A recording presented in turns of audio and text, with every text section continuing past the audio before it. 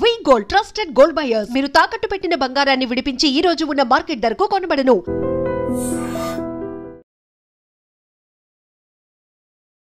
అతడు 20 సంవత్సరాల క్రితం రిలీజ్ అయిన సినిమా, ఆ మూవీ రిలీజ్ అవబోతుంది.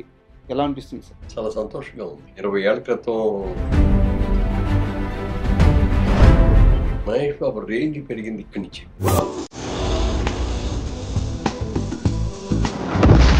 ఎందుకు సార్ ఇంత స్వార్థం? మీ ఫ్రెండ్ కొడుకనే డెఫినెట్ గా ఎక్కడో ఉన్న త్రివిక్రమ్ తీసుకొచ్చి మనమే మొదటి సినిమా ఇద్దామని ఆలోచన చేశారంటే మీరు ఎంత అబ్జర్వ్ చేశారు త్రివిక్రమ్ గారిని? అప్పుడు చెప్తే నంబరు 3 hours చెప్పారండి అక్కడ. అతడు సినిమాకి టెక్నికల్ గా ఎన్ని హంగులు అద్దినా అసలు బేసిక్ గా దాని సోలే ఈ తరానికి సరిపోయేది. ఏమంటే ఇంకో 10 ఏళ్ళ తర్వాత చేస్తారు మీరు. ఈ సినిమాకి వచ్చే కలెక్షన్ కానీ ఏదైతే రెవెన్యూ ఉందో అదంతా కూడా మహేష్ బాబు ఫౌండేషన్కి వెళ్తుంది అని చెప్పేసి చెప్పారనమాట. ఇక్కడ వచ్చే రెవెన్యూ అటు పంపించడానికి కారణం ఏంటి సార్? కారణం ఏం లేదు, దీన్ని మంచి పని చేయాలనే ఆలోచన మహేష్ బాబు అలా డెఫినెట్గా మా సైడ్ నుంచి ఏం కావాలో మీరు చేయండి.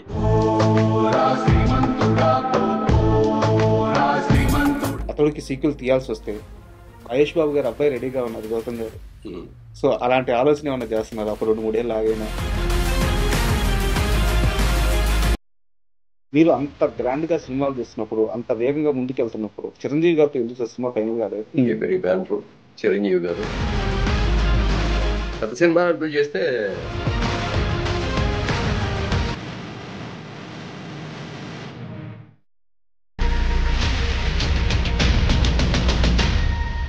Hi, welcome to my show. Hi sir.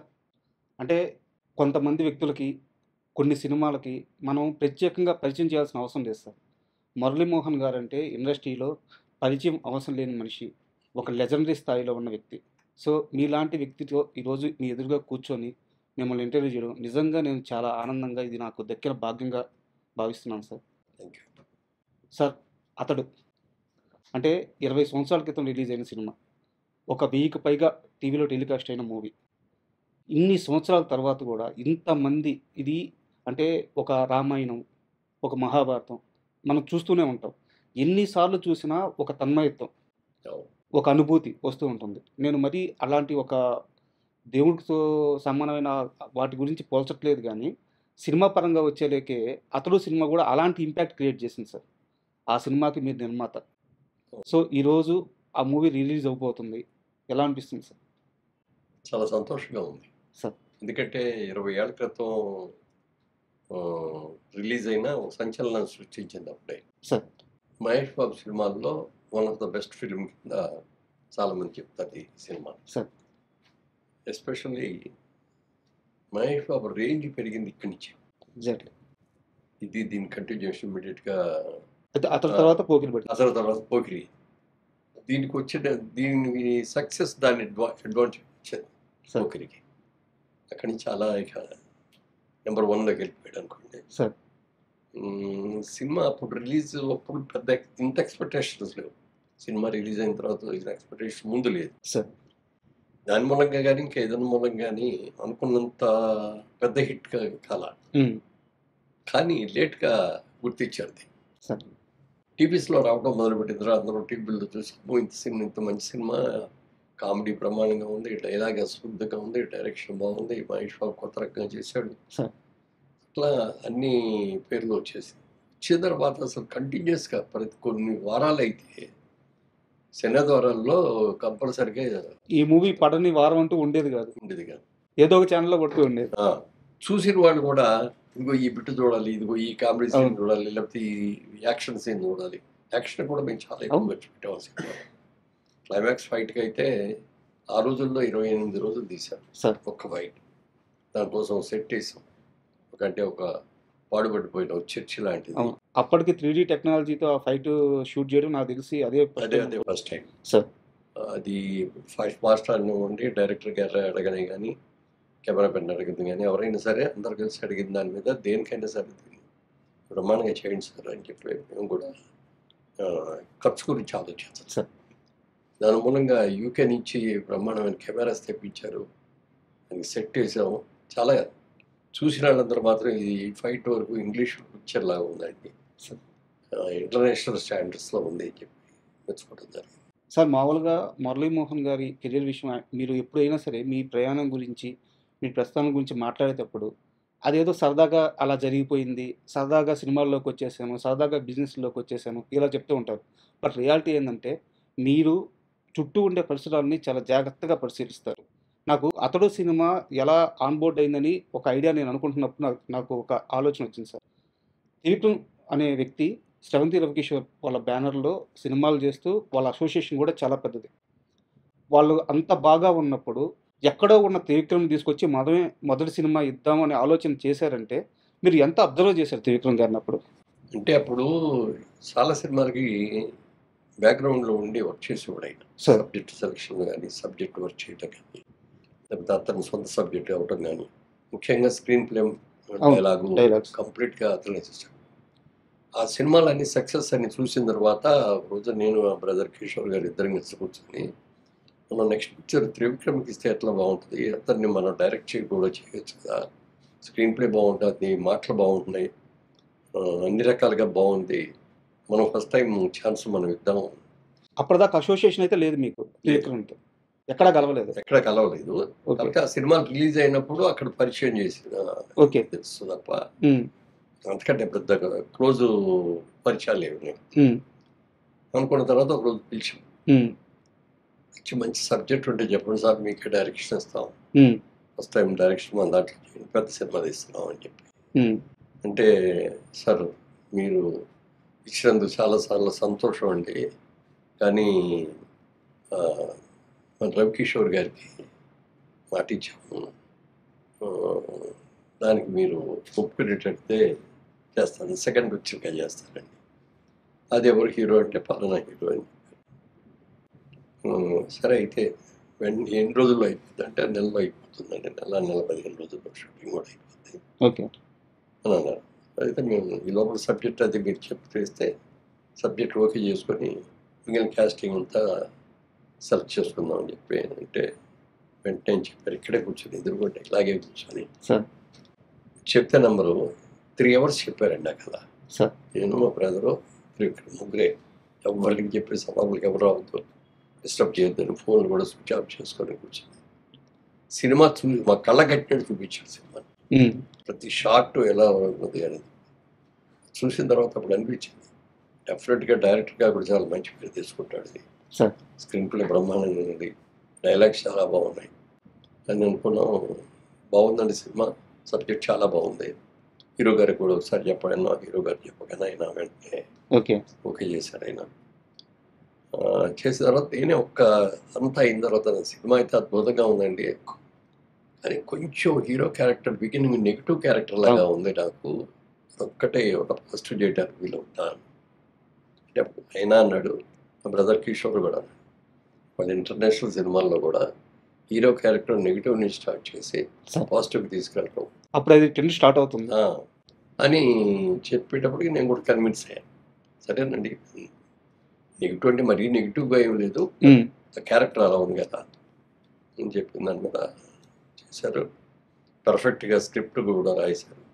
రాసిన తర్వాత మేము ఒకటే చెప్పాం, మేము తీసి నేను ఇప్పుడు 24 సినిమాలు తీసామండి, 24 ఒక సినిమాలో ఒక ఎత్తు, ఇది ఒక కొత్త తరహాగా మంచి డైలాగ్స్ తోటి, మంచి స్క్రీన్ ప్లే తోటి, మీరు ఫస్ట్ టైం అంటే ఫస్ట్ పిక్చర్ కాకపోయినా సెకండ్ పిక్చర్ అయినా మాదే కాబట్టి ఈ పిక్చర్ చేస్తారు, పెద్ద సినిమా చేస్తారు కాబట్టి ఇది మీరు ఎలా అనుకుంటున్నారో అలా తీసి దీంట్లో మేము ఎక్కడ ఇంటర్ఫీర్ కావు, బడ్జెట్ విషయంలో కానీ టేకింగ్ విషయంలో కానీ మీకు ఏం కావాలంటే తీసుకునేది ఓపెన్గా ఆఫర్ ఇచ్చాం, దాన్ని ఆయన సద్వినియోగం చేసుకొని చాలా బాగా చేశాం. సార్ అంటే కథ విషయం మీరు ప్రస్తావించారు కాబట్టి నాకు డౌట్ సార్, మీరు కృష్ణ గారితో చాలా క్లోజ్ అసోసియేషన్ ఉంది మీకు, క్లాస్మేట్స్ కూడా మీరు, అంటే కృష్ణ గారి అన్ని సినిమాలు చూసుంటారు మీరు, లేదా తెలిసి ఉంటుంది కూడా మీకు. రౌడీ అన్నయ్య అని చెప్పి కృష్ణ గారితో ఒక సినిమా ఉంది సార్, తమ్మారెడ్డి భరద్వాజ్ గారు డైరెక్టర్. ఆ సినిమా కథ మన అతడు సినిమా కథకి చాలా దగ్గరగా ఉంటుంది అనిపిస్తుంది. మీరు ఆ రౌడీ అన్నయ్య సినిమా చూసారు సార్? దాంట్లో రౌడీ అన్నయ్యలో కృష్ణ గారు లాయర్, తను హ్యాండిల్ చేసిన ఒక కేసు వల్ల ఒక కుటుంబానికి అన్యాయం జరుగుద్ది. అది తెలుసుకొని నిర్మలమ్మ ఇక్కడ ఉంటారనమాట. నిర్మలమ్మ ఇంటికి వచ్చి ఆ కుటుంబం మొత్తానికి న్యాయం చేస్తారనమాట. ఆ ఊర్లో ఆ కుటుంబానికి ఏం సమస్యలు ఉన్నాయో అవన్నీ సాల్వ్ చేసి, నిర్మలమ్మ గారి మనవడు కాకపోయినా సరే, నువ్వు మనవడు కాకపోతే ఏమి నాకు అంత మంచి చేసావు అని చెప్పేసి క్లైమాక్స్ సీన్స్. సేమ్ మన అతనిలో కూడా తన వల్ల ఆ కుటుంబానికి నష్టం జరగదు కాబట్టి. మోనో ఇంగ్లీష్ పిక్చర్స్ సార్ వాళ్ళు ఒక దగ్గర ట్రీట్ చేసుకుంటారు, ఈయన ఇంకొక దగ్గర ట్రీట్ చేస్తుంటారు. సార్ బట్ థ్రెడ్ మాత్రం ఒక ఇంగ్లీష్ పిక్చర్ నావెల్లో ఏదో దాన్ని బేస్ చేసుకుని సార్. సార్ అండ్ ఇప్పుడు ఈ రిలీజ్ విషయానికి వస్తే నిన్న ప్రెస్ మీట్ జరిగింది సార్, మనకి 2 days బ్యాక్ ప్రెస్ మీట్ జరిగింది. ఆ ప్రెస్ మీట్లో కూడా మాట్లాడుతూ ఈ సినిమాకి వచ్చే కలెక్షన్ కానీ ఏదైతే రెవెన్యూ ఉందో అదంతా కూడా మహేష్ బాబు ఫౌండేషన్కి వెళ్తుంది అని చెప్పేసి చెప్పారనమాట. మీరు నిర్మాత, సో ఇక్కడ వచ్చే రెవెన్యూ అటు పంపించడానికి కారణం ఏంటి సార్? కారణం ఏమీ లేదు, దీని మీద మేము ఏదో లాభం వస్తుంది అనేది ఎక్స్పెక్ట్ చేయట్లేదు.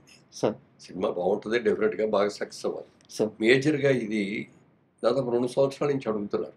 ఓకే మేము రిలీజ్ చేస్తూ ఉంటే అదేంటి ఇదండి మీరు ఇవ్వాలండి, మాకు అవుట్లెట్ ఇచ్చేయండి, మేము కొనుక్కొని మేము చేస్తాం. ఇది చాలా ఆఫర్లు వచ్చినాయి. సార్ తర్వాత చూద్దాం అంటే ఈ 2 ఏళ్ళు ఇట్లా పొలం చేసుకుంటూ వచ్చాం.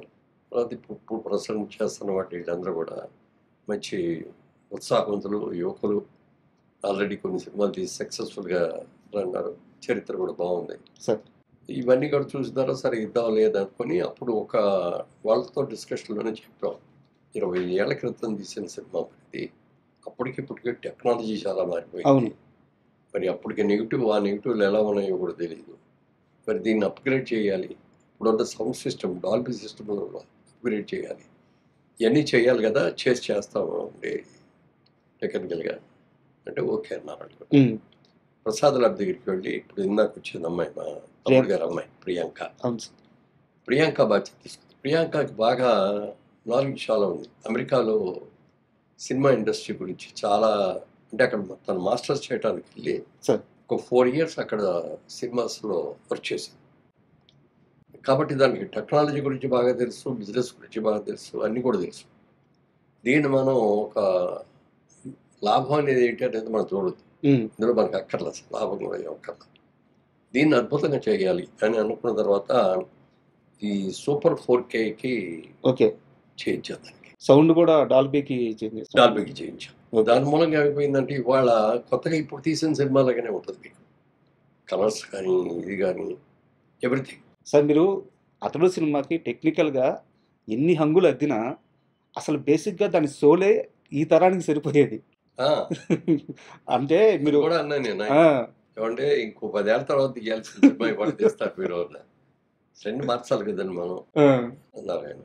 అందుకే చెప్పింది, మళ్ళీ మేము ఇంటర్ఫియర్ అయితే మళ్ళీ మాది ఓల్డ్ స్కూలు, ఫ్యామిలీ ఓరియంటెడ్ ఇట్లాగా ఉంటుంది.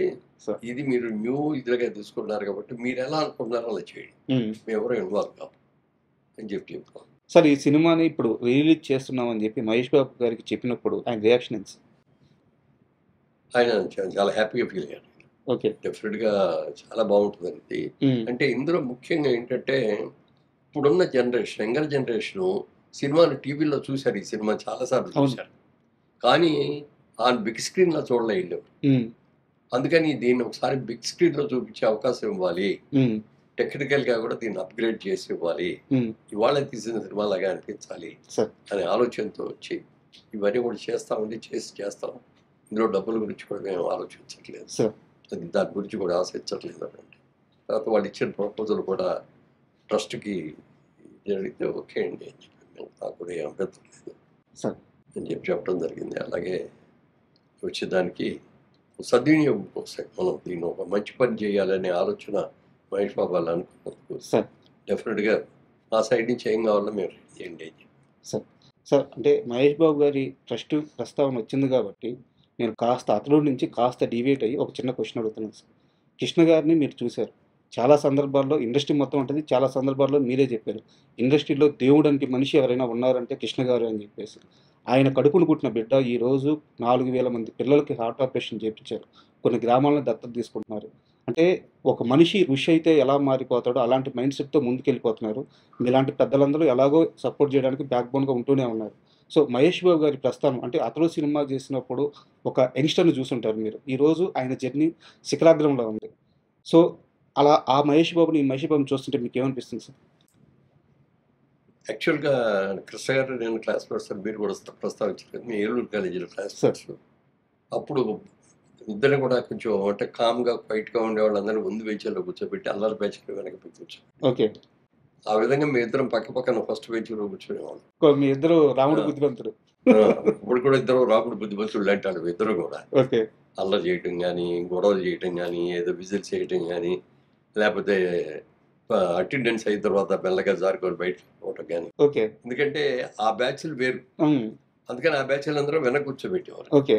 అందుకని పర్ఫెక్ట్గా క్లాస్కి రావటం, క్లాస్లో కూర్చోవడం, చెప్పిన పాఠం పూర్తిగా వినటం, క్లాస్ అయ్యే వరకు కూడా వెళ్లకుండా బయటకి ఏదో యూరిన్ వెళ్తారండి అదేంటి ఇదండి అని మాటలు కూడా లేకుండా అవన్నీ కూడా పర్ఫెక్ట్గా చేసేవాళ్ళం అని చెప్పి అలాంటి వాళ్ళు ఒక 6-7 మందిని సెలెక్ట్ చేసుకొని మాకు ఇట్లా 2 వరుసలాగా ఉండేవి. ఒక వరుస బెంచ్లో మేము ఉండేవాళ్ళం నలుగురు, ఇంకో వరుస బెంచ్లో ఇంకో నలుగురు. అట్లా చాలా పర్ఫెక్ట్గా చేసాం.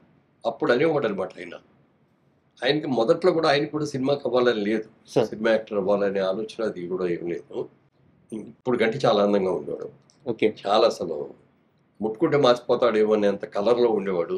మంచి జుట్టు, ఎక్సలెంట్ జుట్టు, నొక్కుడు జుట్టు లాగా ఉండేది.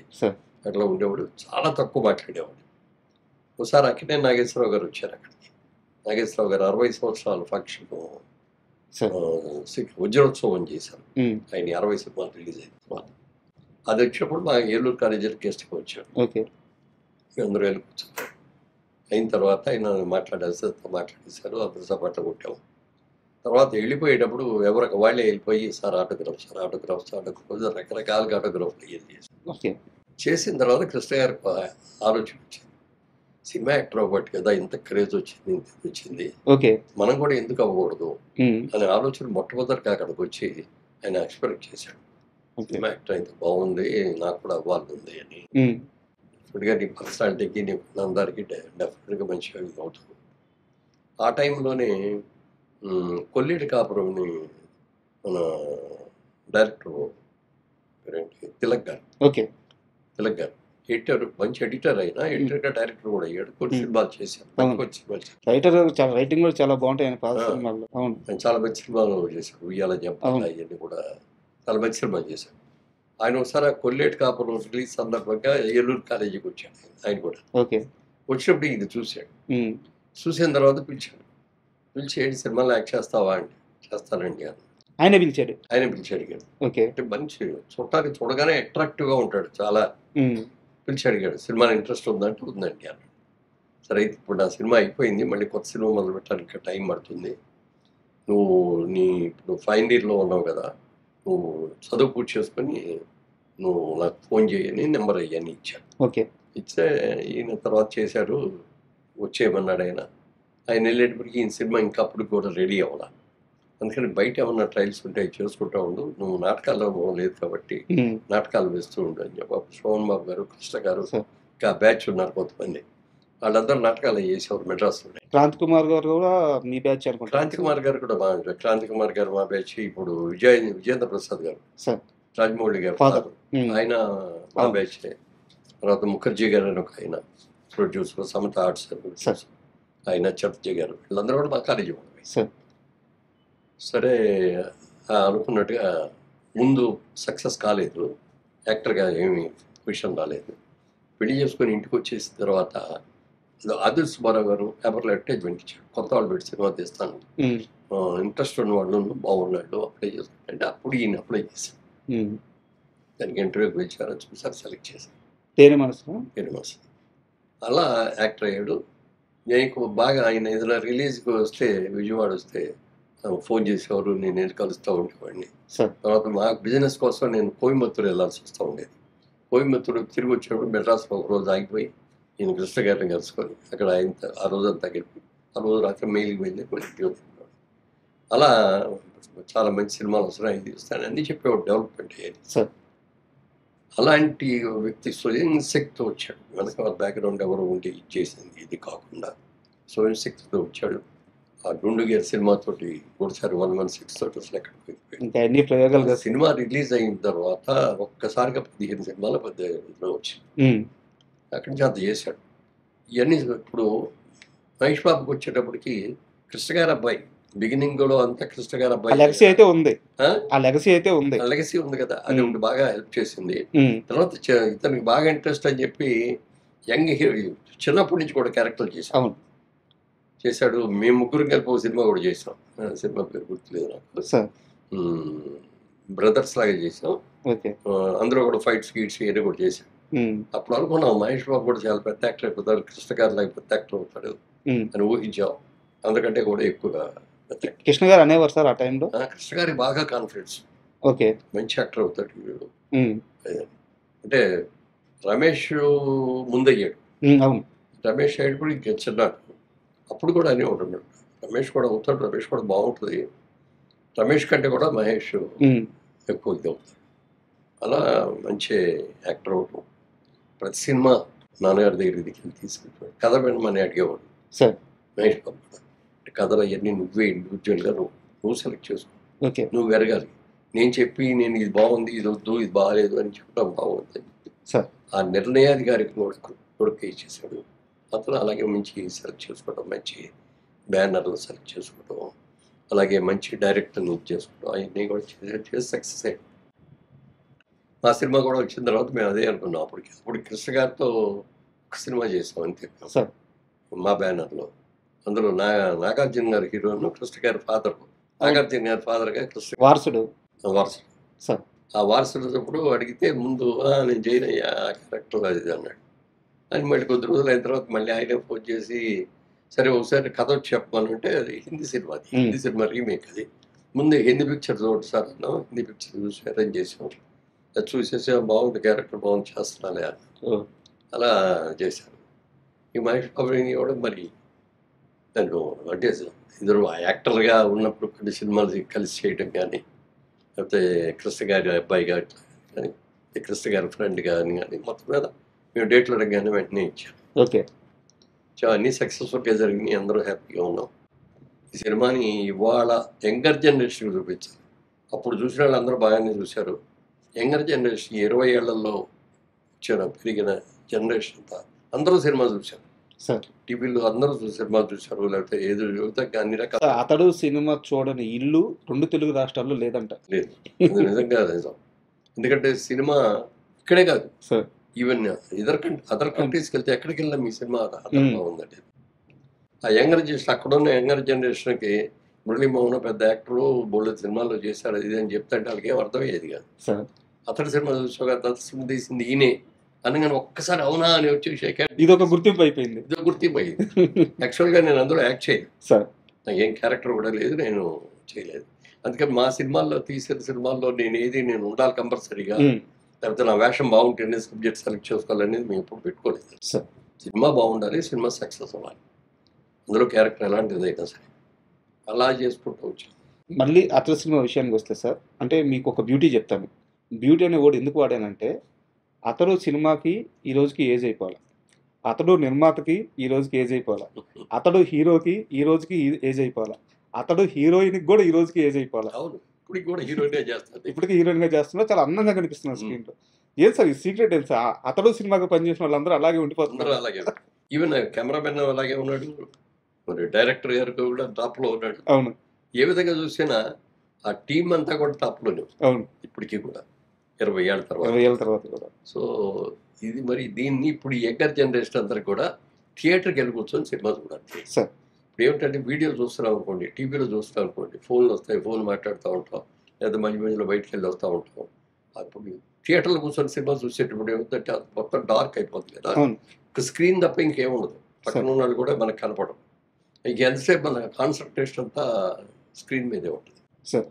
అది దాంట్లో ఎక్కువ సక్సెస్. తర్వాత ఇంట్లో మీరు ఒంటరిగా సినిమా చూసిన దానికి థియేటర్లో జనం మధ్యలో కూర్చొని సినిమా చూసిన దానికి లాట్ ఆఫ్ డిఫరెన్స్. అంతే కదా సార్.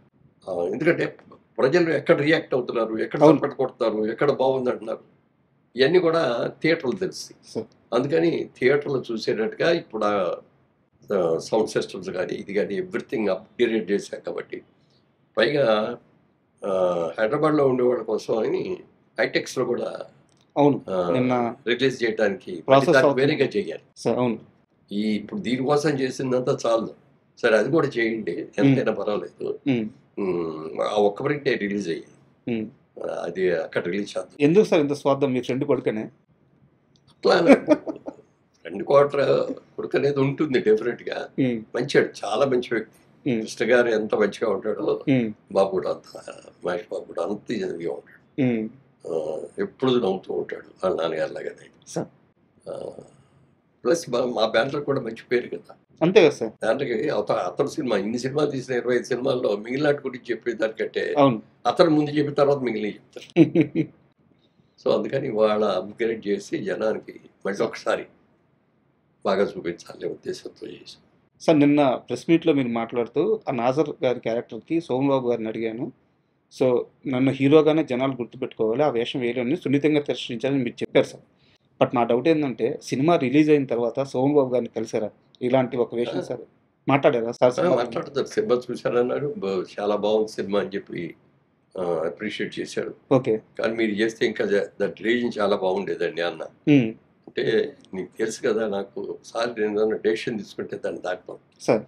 సోమన్ బాబు అనగానే హీరోగా కనపడాలి, హీరోయిన్లతో ఉండి పాటలు పాడుతూ మంచి సీలింగ్ చేస్తూ అట్లాగే ఉండాలి తప్ప సోమన్ బాబు అనగానే ఓల్డ్ క్యారెక్టర్ చేసి, లేదు తాత క్యారెక్టర్ చేసి, లేకపోతే గుంటెడుగా గుడ్డెడిగా చేసి, బెడ్ మీద మంచం మీద ఉండే పేషెంట్ లాగా చేసి అట్లాంటివి నేను చేయను.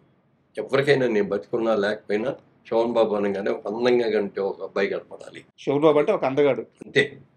నేను అలా ఉండాలని అంటున్నా, అలాగే రిటైర్ అయిపోయాను. చాలా ఆఫర్లు వచ్చిన తర్వాత కూడా నేను ఏది కూడా యాక్సెప్ట్ చేయలేదు సార్. ఇది ఇప్పుడు మా దాంట్లో ముగ్గురు మిత్రులైన సినిమాలో డేట్లు అడిగి సబ్జెక్ట్ చెప్పగానే వెంటనే ఒప్పుకున్నాడు ఆయన. నేను చంద్రమోహన్ ముగ్గురు హీరోలు అనమాట. అవును, పెద్ద హిట్ అయింది, చాలా పెద్ద హిట్ అయింది అది.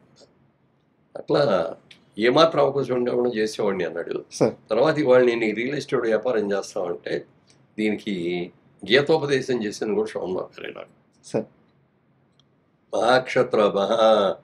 కురుక్షేత్ర యుద్ధంలో అర్జునుడు కృష్ణుడు చేసినట్టు అర్జునుడు ఇక నేను చేయను, అందరు కూడా నా ఫ్యామిలీ మెంబర్స్, బ్రదర్స్, కజిన్స్ వీళ్ళందరూ ఉన్నారు, వీళ్ళందరి మీద నేను వాడాలి వేయటం చప్పటం అనేది నాకు నచ్చట్లేదు, నేను చేయను అని చెప్పి దిగితే అప్పుడు గీతోపదేశం చేస్తాడు కృష్ణుడు. చేసి ఇది అనుకోకూడదు, అసలు ఇట్లాంటి మనసులో పెట్టుకోకూడదు చెప్పాడు. అక్కడి నుంచి మళ్ళీ యుద్ధం చేస్తాడు. అలాగే నన్ను అడిగాడు ఒక రోజున, మురళీమోహన్ గారు మీరు ఈ ఎర్నింగ్స్ అన్ని ఏం చేస్తారు, మీరు ఎక్కడ ఇన్వెస్ట్ చేస్తారా అని. సార్ బేసికల్గా నేను బిజినెస్ మ్యాన్ అండి, విజయవాడలో ఉంటాడు, బిజినెస్ చేసేవాడిని. ఆ బిజినెస్లో వచ్చి సినిమాల్లోకి వచ్చాను, అనుకోకుండా అవకాశం వచ్చేది వచ్చాను. ఇప్పుడు మళ్ళీ ఆ బిజినెస్ అనే దాన్ని మర్చిపోకూడదు అనే ఉద్దేశంతో బ్యానర్ జైపేరి బ్యానర్ పెట్టి సినిమాలు తీసుకుంటూ వస్తున్నానండి. తర్వాత 2 డిస్ట్రిబ్యూటింగ్ కంపెనీల్లో లక్ష్మీ చిత్రాన్ని ఒకటి రెండు సినిమాల్లో నేను పార్ట్నర్గా కూడా చేరానండి. సినిమాలు మీరు తీస్తున్నారు, చాలా బాగా తీస్తున్నారు, బ్రహ్మాండం దాంట్లో కానీ 2 డిస్ట్రిబ్యూటింగ్ కంపెనీలో మీరు షేర్ హోల్డర్ అయ్యారే, అది మాత్రం మీరు తప్పు చేస్తున్నారండి అదేంటి అని. నేను మీరు వెళ్ళి కూర్చుంటారు అక్కడికి, ఎప్పుడు అస్సలు కుదరదు కదా, నేను ఎట్లా వెళ్తాను. వాళ్ళు ఎవరో కష్టపడి సంపాదించి నీకు లాభాలు పంచిపెడతారు అని అనుకుంటే నీ అంత తెలియదు ఎవరు లేరు. లేదండి మంచిగా అదే అలాంటిది జరగదని అన్నా. కానీ నా అదృష్టం నాకు తెలియదు, ఆయన అన్నట్టే జరిగింది.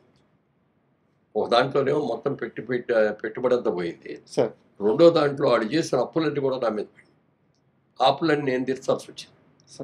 అప్పుడు ఆ అప్పులు ఇచ్చిన వాళ్ళందరూ కూడా ఫైనాన్సర్స్ అందరూ కూడా పిలిచి, నాకు సంబంధం లేదు, అయినా సరే కంపెనీలో నేను పార్ట్నర్గా ఉన్నాను కాబట్టి చేయాల్సి వస్తుంది, అందుకని మీకు వడ్డీలు ఇవ్వను, మీకు ఒరిజినల్గా ఎంత ఇచ్చారో అంతలో 50% ఇవ్వగలను, నేను అంతకు మించి ఇవ్వలేను, అది మీరు యాక్సెప్ట్ చేస్తూ వచ్చి తీసుకోండి, ఓ 2 నెలల రోజులు అటు ఇట్లో ఇచ్చేస్తాను అందరికి.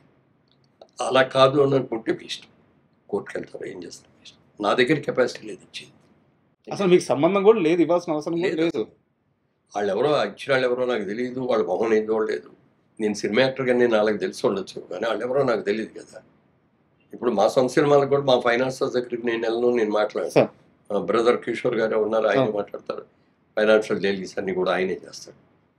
సరే ఏదేమైనా ఒక మంచి సినిమా, మళ్ళీ ఒక కొత్త సినిమా లాగే. అంటే 20 ఏళ్ళ తర్వాత ఈ సినిమా సక్సెస్ అయితే మనం ఇంకా బతికే ఉన్నాం, మనం ఇంకా సినిమా ఇండస్ట్రీలోనే ఉన్నాం, మన పేరు రావాలని ఆ ఇన్స్పిరేషన్తో మళ్ళీ ఇంకో సినిమా తీయగలగాలి, మొదలు పెడదామని కూడా ఉంది.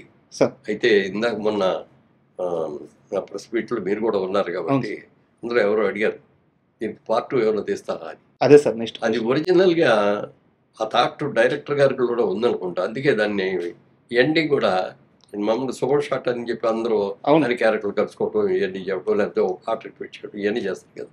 అందులో అది ఏమి ఉండదు.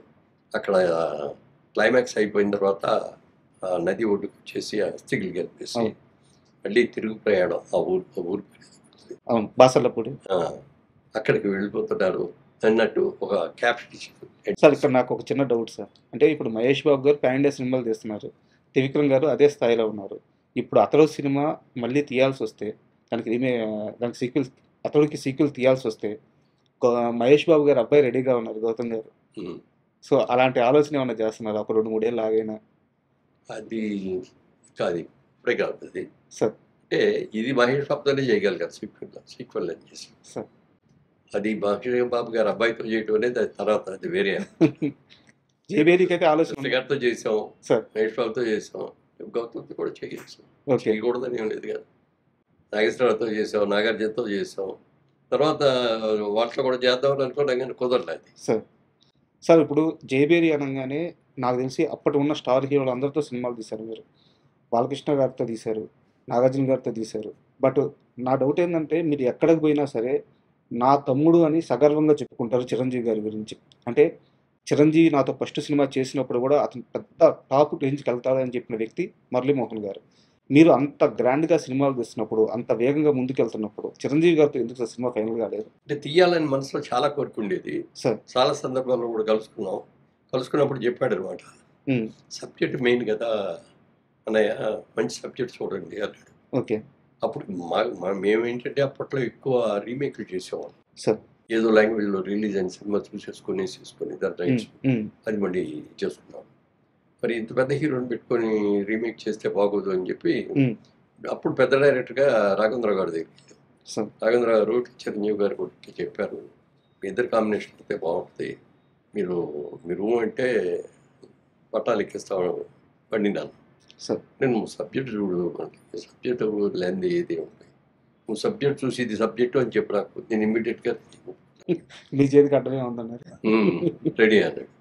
కానీ మరి అది ఆ కాంబినేషన్ ఎందుకో కుదరలేదు. సార్ మా ముగ్గురు కాంబినేషన్తో చేద్దామని అనుకున్నాం. అది ఏపీ బ్యానరు, చిరంజీవి గారు, రాఘవేంద్రరావు గారు అని అనుకున్నాం. అది సార్ దాంట్లో అందుకే తీయలేకపోయాం.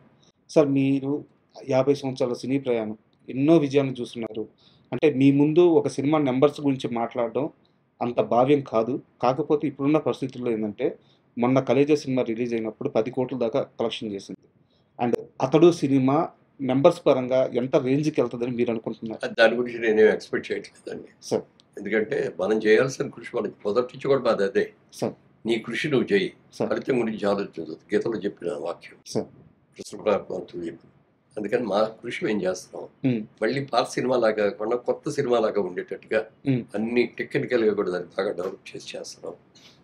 అది డెఫినెట్గా సక్సెస్ అవుద్ది, అందులో డౌట్ ఏం లేదు. ఎందుకంటే ఇన్నేళ్ళగా దాన్ని గుర్తుపెట్టుకొని వాళ్ళు ఉన్నారంటే ఒకసారి స్క్రీన్ మీద చూద్దాం, వెళ్ళి బిగ్ స్క్రీన్ మీద అనుకుంటారు వాళ్ళ యంగర్ జనరేషన్. అంతే కదా సార్. పైగా చూసి ఆనందం పొందాలండి. పైగా మహేష్ బాబు ఫ్యాన్స్ కూడా ఆకలి మీద ఉన్నారు సార్. ఎందుకంటే వాళ్ళకి ఇంకో 2 years దాకా సినిమా రాదు. రాజమౌళి గారి సినిమా సినిమా రిలీజ్ అయ్యేదాకా రాదు. అవును. అందుకని ఇదే ఆ లోటు ఈ సినిమా తీస్తుంది. అంటే మంచి సినిమా అవుతుంది, అందరూ చూస్తారు ఒకసారి, మళ్ళీ థియేటర్కి వెళ్ళి చూద్దాం ఒకసారి అని ఆలోచన. సార్ ఫైనల్గా ఒక క్వశ్చన్. జైబేరీ ఆర్ట్స్ ఒకప్పుడు సంచలనం సృష్టించిన బ్యానర్, తర్వాత బ్రేక్ వచ్చింది. మళ్ళీ నిన్న ప్రెస్ మీట్లో సినిమాలు స్టార్ట్ చేయబోతున్నాము, కాన్సెప్ట్ ఓరియంటెడ్ మూవీస్ చిన్న సినిమాలతో స్టార్ట్ అవుతామని చెప్పి అన్నారు. సార్ ఇది మాత్రం చాలా సీరియస్ క్వశ్చన్. మురళీమోహన్ గారు లైఫ్లో సాధించలేనిదంటూ ఏదీ లేదు ఇప్పటిదాకా. ఆయన ఎక్కడ చేయబెట్టినా ఒక మంచి భర్త అనిపించుకున్నారు, ఒక మంచి తండ్రి అనిపించుకున్నారు, ఒక మంచి హీరో అనిపించుకున్నారు, నిర్మాత అనిపించుకున్నారు, బిజినెస్ మ్యాన్ అనిపించుకున్నారు, రాజకీయ నాయకుడు అనిపించుకున్నారు. ఇన్ని సాధించిన మురళీమోహన్ గారు ఈ రోజున ఇప్పుడు ఇండస్ట్రీ ఉన్న ఇలాంటి పరిస్థితుల్లో సక్సెస్ రేటు మీరున్నప్పుడు 3-4 ఉండింది, ఇప్పుడు 2కు పడిపోయింది. ఇంకా గట్టిగా మాట్లాడితే ఒకటే సార్. అంటే టైప్ 2 హీరోలకు కూడా థియేటర్కి ఆడియన్స్ రావట్లేదు. ఇలాంటి సమయంలో మురళీమోహన్ గారు ఎందుకు ఈ డేర్ చేసి మళ్ళీ నిర్మాణంలోకి వస్తున్నారు? అంటే ఇవాళ ఈ స్టేజ్కి వచ్చేవాడి బేస్ అంతా సినిమాయే కదా సార్. నేను విజయవాడలో ఉండగా నా బిజినెస్ చేస్తే మా అయితే ఒక ఇల్లు కొనుక్కుని ఉండి విజయవాడలో ఎక్కడో సెటిల్ అయ్యి ఉండేవాడిని. లేదు చదువుకొని బాగా చదువుకొని ఉద్యోగం చేస్తే రిటైర్ అయిపోయి ఇప్పుడు పెన్షన్ తింటా ఉండేవాడిని. సార్ ఇవాళ ఈ స్టేజ్ వచ్చిందంటే cinema. Sir because of cinema ఈ రోజు నీ స్టేజ్లో ఉన్నాం. మరి ఈ సినిమాని మర్చిపోకూడదు కదా మనం. అందుకని సినిమా చేద్దాం.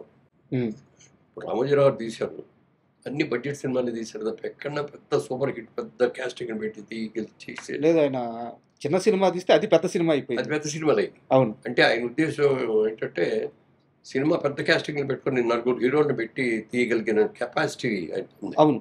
ఆ సంస్థ అడిగిందంటే హీరోలు కూడా డేట్లు ఇచ్చేస్తారు, డబ్బుల గురించి కొదవలేదు, వాళ్ళు చేసేస్తారు. కానీ ఆయన చిన్న సినిమా తీసి పెద్ద సినిమా చేయాలి అన్న ఆలోచనలు వచ్చి కూడా ఇప్పుడు నేనేంటంటే మధ్యలో గ్యాప్ వచ్చింది, సిస్టమ్ మారిపోయింది. ఈ గ్యాప్లో పెద్ద సినిమా చేసేదానికంటే కూడా ఒక చిన్న సినిమాతోనే స్టార్ట్ చేద్దామని అనుకుంటున్నాం.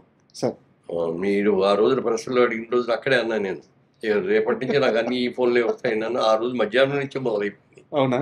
నా దగ్గర మంచి సబ్జెక్ట్ ఉందని సబ్జెక్ట్ చెప్తా ఉండే. పెద్ద సినిమా అంటూ చేస్తే వారసులు సీక్వెల్ చేస్తాం. అవునా? సూపర్. దాంతో ఇది ఈజీ కదా. అవును. Director easy, hero easy, banner easy. So launch చేయొచ్చు అయితే మీరు గౌతమ్. అదే ఆ సైడ్ నుంచి రావాలి. ఓకే. రోజులు అనేది మన సైడ్ నుంచి మీరు రెడీగా ఉన్నారు? Ready. Okay, super. And sir ఫైనల్గా అంటే అతడు లాంటి సినిమాని మళ్ళీ ఇంకొకసారి థియేటర్కి తీసుకొచ్చి ఈ జనరేషన్కే కాదు సార్, మా జనరేషన్ కూడా, అంటే మేము ఆల్రెడీ చూసిన వాళ్ళమైనా సరే అందరికీ మరొకసారి ఒక అద్భుతాన్ని స్క్రీన్ మీద చూపించబోతున్నారు. మీ ప్రయత్నం నిజంగా హ్యాట్స్. ఎందుకంటే ఈ ప్రయత్నంలో మీకు ₹1 లాభం లేదు. మీరు చేస్తుంది ఒక మంచి కాజ్ కోసం, ఒక మంచి సినిమాని మళ్ళీ తీసుకొస్తున్నారు. ఈ ప్రయత్నం సూపర్ డూపర్ హిట్ అవ్వాలి. మళ్ళీ మనం ఇలాగే కూర్చొని మరో మంచి ఇంటర్వ్యూ చేయాలి. And thank you very much. ప్రేక్షకులందరూ కూడా నా శుభాకాంక్షలు తెలియజేస్తానండి. ఈ చిత్రం మీ అందరి కోసం మీరు థియేటర్లో చూడాలి అనే ఉద్దేశంతోనే ఇది చేస్తున్నాం. ఇందులో ఏం ఫైనాన్షియల్గా ఆలోచించి చేయట్లేదు. ఒక్కసారి మా సంతృప్తి కోసం మీరు అందరూ థియేటర్కి వెళ్ళి థియేటర్లో కూర్చొని సినిమా చూసి ఆనందించారు. అదే నేను కోరుకుంటున్నాను.